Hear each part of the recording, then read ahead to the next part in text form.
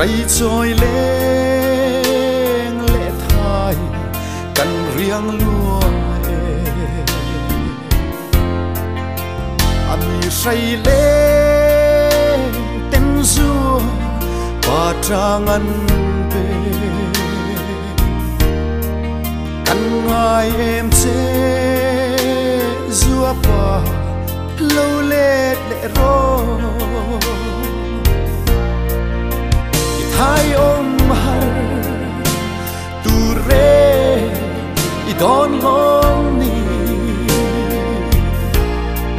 kan la tiam long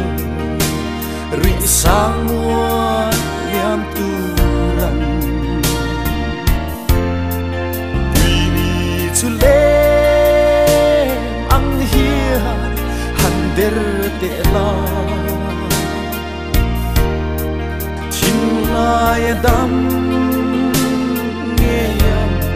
lâu lệ lệ rô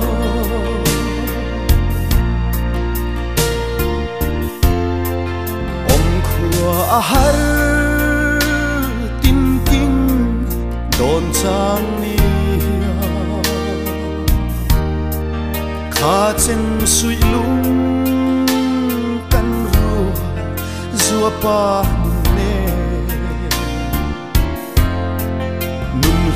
cần đón ngày lại cần vang thấy lâu cần tan trả na tâm say lúa thay ôm har tu re I đón long ni kan la tiam long ri sang mua liam tu ran we need to let ang hia han der te la chin lai dam nghe lâu lệ lệ ro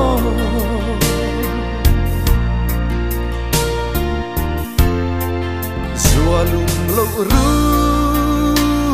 in chu agui ruaye kan lum zo lo zua pa itel lo chua ilim tha su nu kan khir bang thei lo ngày lại rùa pa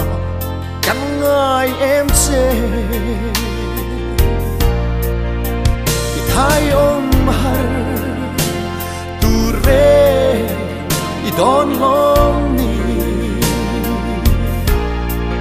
căn la tiam long ri sang mua liam tu ran to let ang hia han der te la chin lai dam nghe lâu lệ lệ rô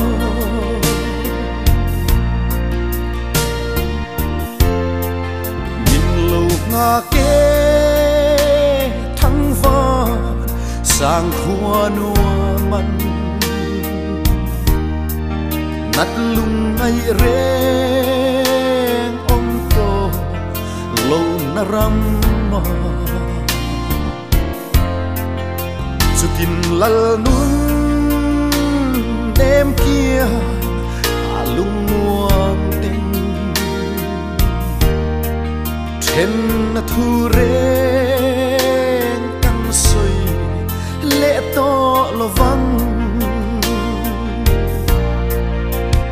hai ôm har tu re I don nghe om lai lung sang mo dan rual si lo tuan sol na